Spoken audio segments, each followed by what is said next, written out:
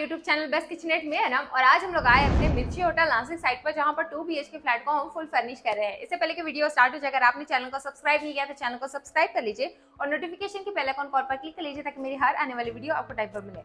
Right now ये जो side है इसकी हमने एक पूरी सीरीज रेडी की है, तो आप प्लेलिस्ट में जाकर इसके सारे बिफोर शूट देख सकते हैं ताकि एक क्लियर ट्रांसफॉर्मेशन आप लोगों को नजर आएगा। फाइनली यहाँ पे इस प्रोजेक्ट पे हम 50-50 के साथ जा रहे हैं, लाइक 50% होममेड एंड 50% मॉड्यूलर। तो इससे पहले की शूट में भी मैंने जब आपको विजिट की थी तब जस्ट हमारा मॉड्यूलर का पूरा सेटअप यहाँ पे था, मतलब सारा मटेरियल था, उसका जो सेटअप है जो फिटिंग था वो नहीं हुआ था। तो राइट नाउ आज पूरी फिटिंग हो चुकी है और थोड़े से उसमें सम चेंजेस बाकी है, तो मैंने सोचा वो वाला मोमेंट भी मैं आपके साथ शेयर करती हूँ तो आपको बहुत अच्छे से आइडिया आ जाएगा।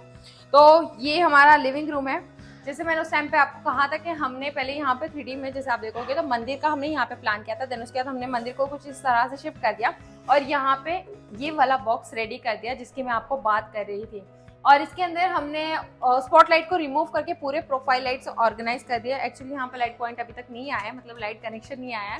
तो जब ये इस तरह से ऑर्गेनाइज होगा और जब इसमें एक्चुअल में लाइट जलेगी तो वो वाले रील्स मैं आपको इंस्टा पे शेयर करूँगी तो वो आप देख सकते हैं। तो कुछ इस तरह से ये पूरा बॉक्स ऑर्गेनाइज कर दिया।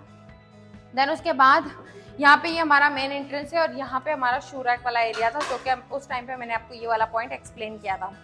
देन सबसे खास बात ये है कि हमारा बालकनी कुछ ज़्यादा ही बड़ा है, तो उस हिसाब से एक क्लाइंट ने ये प्लान किया है कि जो हमारे डेली रूटीन के कुछ क्लोथ्स रहते हैं या सब मटेरियल्स रहता है जो कि बार बार यूज़ में आता है, लाइक आपके कुछ फेस्टिवल में यूज़ करने वाले या फिर वेडिंग्स वगैरह में यूज़ करने वाले आपके फुटवेयर्स होते हैं जो कि आप अपने बेडरूम में स्टोर नहीं कर सकते, वहाँ पे उस तरह की स्पेस नहीं होती। तो आप क्या कर सकते हैं, बालकनी में बाहर की तरफ आप छत ऑर्गेनाइज कर दीजिए ताकि पानी ना आए अंदर की तरफ। एंड देन वहाँ पे कुछ इस तरह का टेबल आप ऑर्गेनाइज कर सकते हैं। ये हमने एज अ बाहर बालकनी में स्टोरेज कबर्ड ऑर्गेनाइज किए हैं जिसको मोस्ट ऑफ टाइम हम शू रैक के हिसाब से यूज़ करने वाले हैं। जितने भी आपके फेस्टिवल और वेडिंग्स वगैरह में यूज़ करने वाले जितने भी फुटवेयर्स हैं वो आप सारे इसमें स्टोर कर सकते हैं काफ़ी कंफर्टेबल और अच्छे से।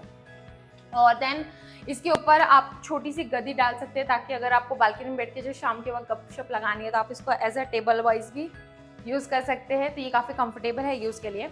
यहाँ पे हमारा सोफ़ा और सोफ़े के हैंडल्स में हमने चेंजेस ये लाए कि इसके अंदर हमने स्टोन्स वाले हैंडल दे दिए, ये आप देख सकते हैं। इस तरह से हमने एक खटकी क्रिएट कर दी है, इसके अंदर सारे स्टोन्स रहेंगे कलरफुल। देन उसके ऊपर एक ग्लास आ जाएगी जो कि हम लोग थोड़ा बहुत उसको मूवेबल्स रखने वाले हैं, हल्के से बम्स की वजह से थ्रो से हम उसको जस्ट फिक्स करेंगे। जब फ्यूचर में रहा तो हम उसमें चेंजेस करके कुछ अलग स्टोन्स भी डाल सकते हैं, इसलिए हम उसे जस्ट बोल्ट के ऊपर फिक्स रखेंगे।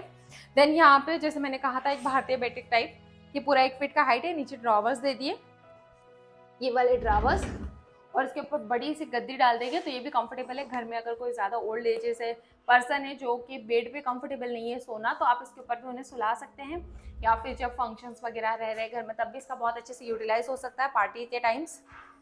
ये एक यहाँ का टूर हो गया। देन उसके बाद जैसे ही हम अपने किचन वाले पार्ट में आ जाते हैं, तो किचन वाले पार्ट में मैं आपको कुछ इस तरह से एक्सप्लेन करूँ।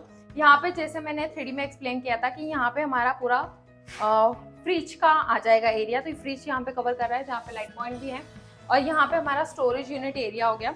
नीचे हमने पूरा ओपन रखा है क्योंकि ऑब्वियसली हमें यहाँ पे पोटी टाकी जो रहती है वो स्लाइड करनी है, तो यहाँ पे हमने नीचे का बेस नहीं दिया वरना उसको डिस्टर्ब होगा। तो ये पूरा प्लेन रहेगा, जस्ट शटर्स रहेंगे तो काफी कंफर्टेबल आप इसको एक्सेस कर पाओगे।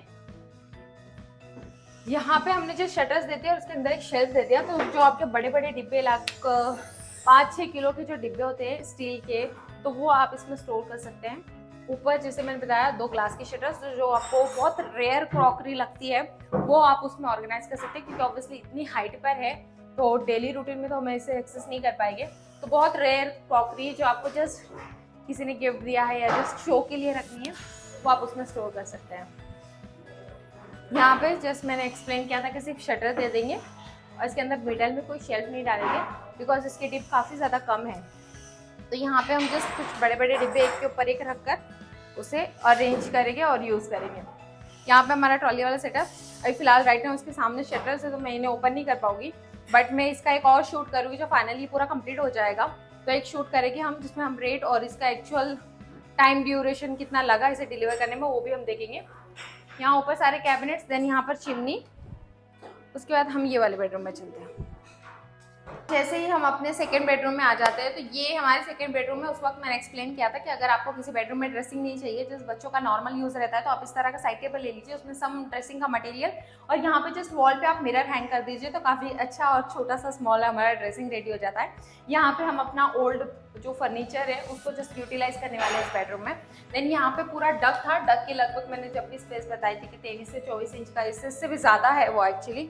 तो यहाँ पे हमने वार्डरोब अरेंज कर दिया, तो आप इस तरह का डक का यूटिलाइज कर सकते हैं ताकि वो आपके बाकी के बेडरूम को डिस्टर्ब ना करे, अंदर की तरफ अपनी तरह से हाइड हो जाएगा। यहाँ पे हमने टी पट्टी का कॉम्बिनेशन दिया है जिसका गोल्ड फिनिश है एक्चुअल में, तो काफ़ी अच्छा लुक है, और उसके ऊपर हाई ग्लोसी या SF फिनिश के मैट आप यूज़ कर सकते हैं, तो लुक वाइज बहुत अच्छा गेटअप आता है।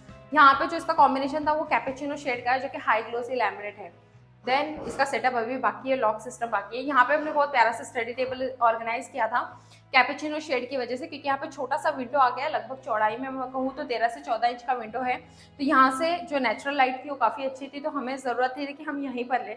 पहले प्लान किया था कि ये बड़ी वाली विंडो, बट यहाँ पे अगर लेते थे तो पूरा रूम डिस्टर्ब हो जाता था, फर्नीचर के लिए अदर स्पेस नहीं मिल पाती थी, तो हमने वॉशरूम के बाजू से ही ये कंफर्टेबल स्पेस लगी, तो यहाँ पे हमने स्टडी टेबल ऑर्गेनाइज कर दिया। नॉर्मली जस्ट एक ड्रावर डेली यूज़ के लिए हमें लगता है, नीचे एक डोर, देन यहाँ पे ट्रे वाला सेटअप है जो कि अभी होने वाला है, तो मैं वो भी एक्सप्लेन कर दूंगी। जस्ट कीबोर्ड एंड ऑल के लिए लगता है, और इस तरह का टॉप। कभी भी स्टडी टेबल के जो टॉप्स रहते हैं उन्हें डार्क लेना चाहिए, क्योंकि ऑब्वियसली हमारे रूटीन्स में कभी पेन चल जाता है, उसके ऊपर पेंसिल चल जाती है, या फिर बार बार यूज से वो बार रफ हो जाता है, तो उसकी शाइनिंग चली जाती है। तो इसलिए मोस्ट ऑफ द टाइम आपको डार्क लेना चाहिए, ताकि उसके ऊपर अगर कोई चीज़ लग भी जाए तो जल्दी शो ना हो, दिखे ना। अब हम दूसरे बेडरूम में चलते हैं। जैसे ही दूसरे बेडरूम में आ जाते हैं, तो ये हमारा बहुत ही फ्रेश एंड एवरी टाइम जो बहुत प्यारा सा बेडरूम है। ये colour already most of time बहुत जगह पे यूज़ हुआ है, क्योंकि इसका एक्चुअल में इसी शोरूम पे एक डेमो लगा है जो कि बहुत फ्रेश लगता है। आप साल में, 2 साल में, 3 साल में कभी भी देखिए, ये मोस्ट ऑफ टाइम फ्रेश ही लगता है। तो यहाँ पे हमारा जो प्लान था बहुत क्लियर था, जो हमने 3D में प्लान किया था, यहाँ पे हमने कोई चेंजेस नहीं किए हैं।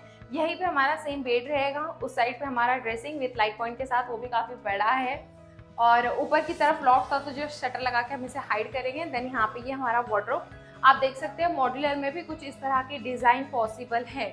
लोग कहते हैं कि ये सिर्फ होममेड में हो सकता है, नहीं, ये हमारे यहाँ पर मॉड्यूलर में भी होता है, तो आप अपने हिसाब से डिज़ाइन चॉइस करके मॉड्यूलर के सेटअप के साथ जा सकते हैं, जो कि आप फ्यूचर में कहीं और जगह पे शिफ्ट हो गए तो काफ़ी आराम से आप ये पूरा फर्नीचर अपने साथ मूव कर पाओगे।